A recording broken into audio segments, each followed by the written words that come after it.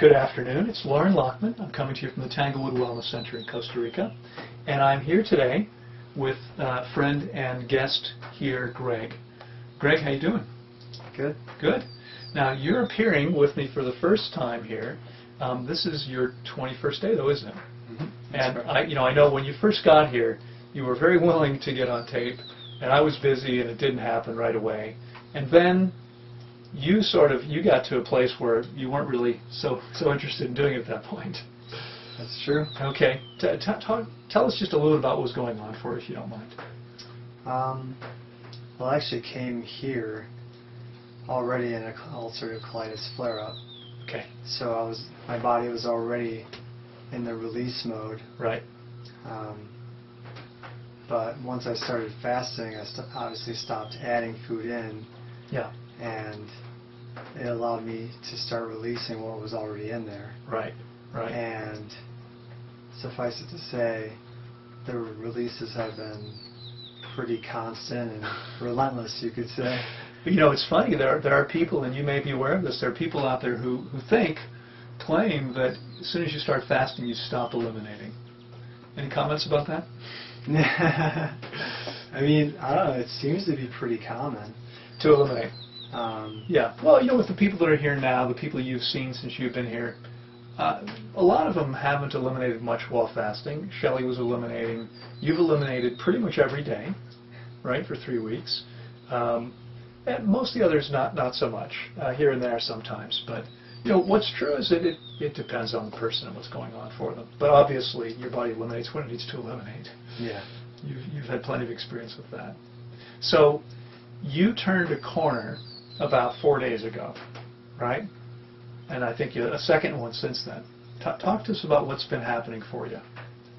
I mean, they seem to be happening in stages. Right. So there's a lot of release, and then at some point things seem to get backed up. Okay. There's a lot of abdominal bloating. Right. Which is quite painful. Yeah. And things just get to the point where your body's just finally just pushes it. Right. Pushes it out, and that's when the amount of release started to increase. Sure. And it was at that point where I released it, I started to feel more relieved. Mm. I started,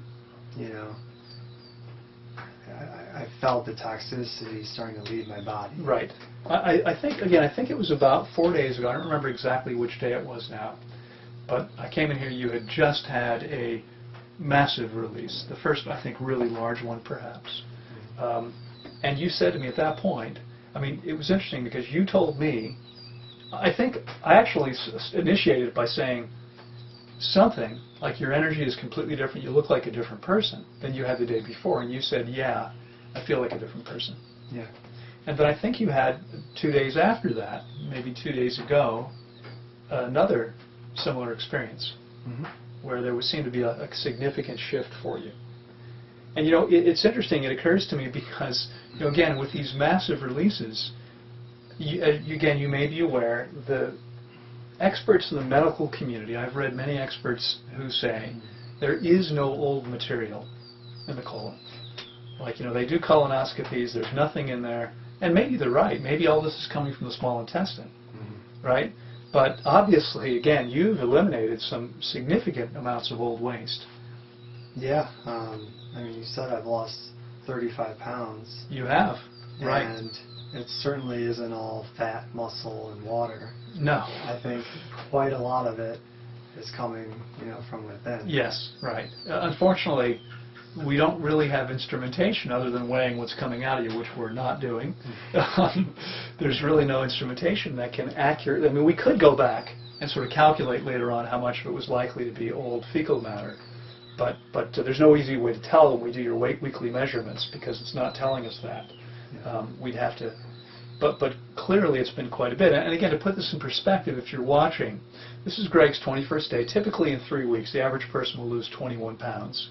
It is going to be significantly more than that if someone is, say, morbidly obese. It may often be even twice that much.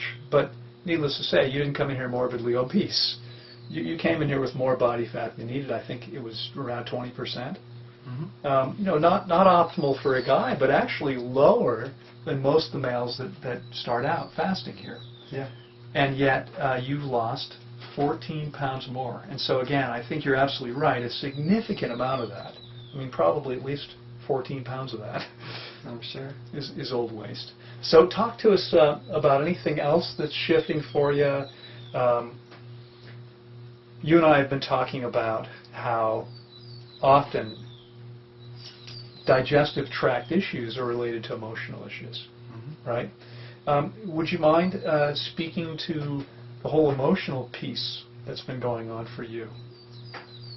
Yeah, I mean, I think they've been blocked for so long because there's been this, physical manifestation of, bleeding in the colon or severe gas, and that seems to distract from actually, going into the guts and really feeling, what's going inside the body.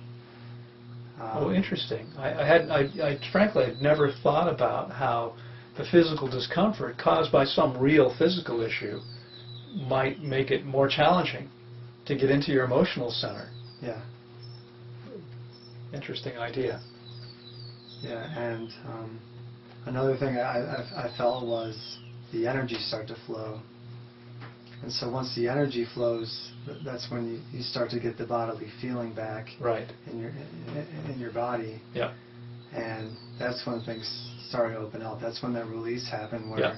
I felt a lot of energy in the chest, and then it just started to go down. Yeah. And I felt it in the intestines, like something was working down there. Yeah. Yeah. Very interesting. Very interesting. Okay. Anything else? No, I mean, I'm sure we'll talk later. I'd love to if you're up for it. When the time comes, you're going to be here for another 2 weeks. Mm-hmm. You've got about 6 more days, I think, left to fast, and then about 9 days of refeeding. So we'll have a chance to check in again, a couple of chances if you're willing to. And I'm sure anybody watching this now will be looking forward to seeing how this all turns out for you. Mm-hmm. So thanks, Greg, very much for sharing. Thank you. We'll see you again.